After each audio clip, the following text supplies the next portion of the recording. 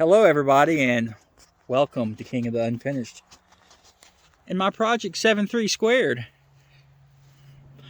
Took the old girl out for a good road trip today. And I will say it did spectacular. Jackson had an absolute blast riding in this beast. Except for the hole in the floorboard that was letting in air, but we don't worry about details. Anyways, this is how she sits. 7.3 Powerstroke technical page, I think is what it is called on Facebook. Those guys have been absolutely exceptional at answering any of my questions regarding this. I know it looks like a GMC, but it is a Ford drivetrain in it, and they have been absolutely awesome. Pretty much any questions I've had, they've answered, within minutes, typically of me posting. They've really saved me a lot of hassle and headache working out some few oddball things on here. I just want to do a quick update of what she looks like and, where we are with it. We drove it, a couple hours today, and then, of course, it did perfectly fine, which I knew it would because I drove this drivetrain when it was an ambulance. But we went and picked up the flatbed. It's sitting on 4x4s right now, but we did do that just to get the height set where we wanted it and spacing. I have to find some way to put the batteries in here because this has rear batteries. There's nothing under the hood.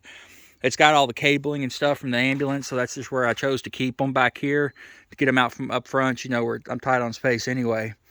But I had planned on putting that box. It's actually on its side, but putting it right here. But where the flatbed is beveled, it didn't leave me enough room to put it there. So I went and picked up this one.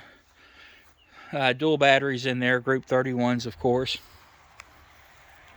The problem I had, I could have put a 10-foot flat on this, but I was worried about clearance pulling the gooseneck. I know a 10-foot flat on a regular truck will work, but, the axle slid forward. This is only like 150-something inch wheelbase, and with the axle slid forward, it would have balanced it funny, and I was worried about clearance on the corners. I had planned on cutting off the last 6 inches of the frame, or at least doing something with it. I think what I'm actually going to do is probably leave it there and run a crossbar for my hitch, and actually maybe even do a step. Put a bar across here. So for now, it's just sitting like that.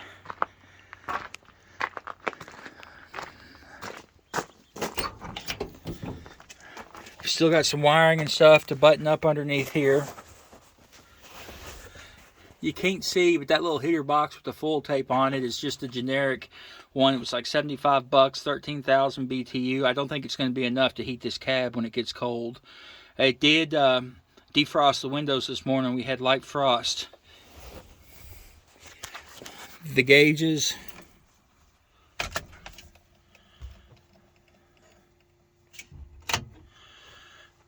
I showed them. They are absolutely lovely, for lack of a better word. I keep the Chevy dash, or the Chevy gauges, and it went through. You can't see it because it goes into a box in there which goes to the OBD2 port. It's made to read all the stuff, tachometer, everything's read off of that box. For some reason on the Ford platform, it doesn't read water temperature or oil temperature, which is weird. But then it gives me like boost and some other stuff. This was an all-power truck. I converted at least both the front doors up to manual. I'll probably do the back ones too. It is obviously wired for power doors and locks off the ambulance. So before I scrap that, I will be pulling the door harnesses out. I've got to figure out something with this intake. It's there. I kind of like the looks at it, so I might run just a flat sheet, come down and go around this corner, and then it comes through this crack. It'll give it some fresh air. So I may actually end up keeping that. I haven't gotten that far yet. Power steering, I had some issues with that. I think that was airbound because it's working flawlessly now. Kept the Hydro Boost set up for the Chevy, and just compression fitting the two lines. Top half for Chevy, bottom half for Ford. I did stick with ABS on this truck. Moved all the Ford stuff over. That was inside of the fender on the ambulance, so I've got it right there.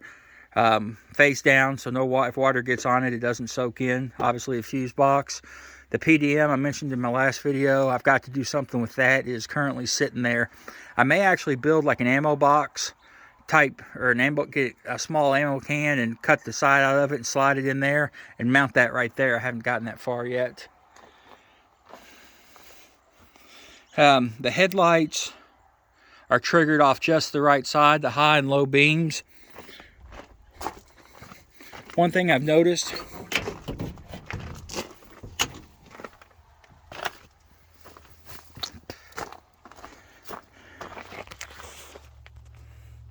the bottom for the high beams bleed through when it's on low beam. It's just very dimly lit, which is going to do it on both sides, because now the headlights are connected and they're all fired off those two relays. So I don't know if I need to do something for the other side, some sort of dummy load. I don't know, to get that to go away.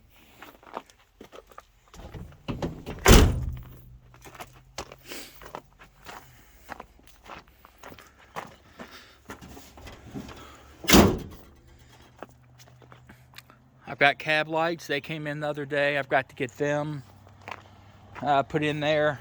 It's just the bulbs. All my lenses are intact.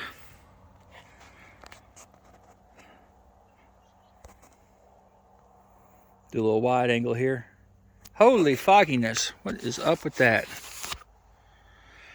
Anyways, there she is. It is, like I say, tomorrow or soon, I've got to try to mount that flatbed, because it's just sitting there. And I'll be ready to start using this truck. You know, it's funny. It runs great. You know, it drives great. Everything works great on it. It's going to be funny seeing this thing towing fairly heavy, the looks on people's faces.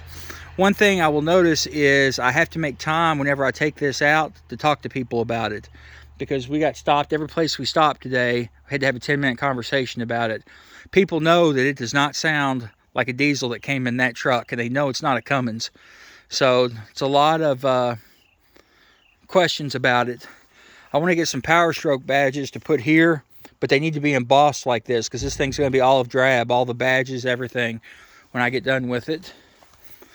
Probably not going to get it done this year because of the thumb issue, so that's going to have to wait till spring. But you can kind of see the olive drab there, and it'll be a semi-gloss black for the panels.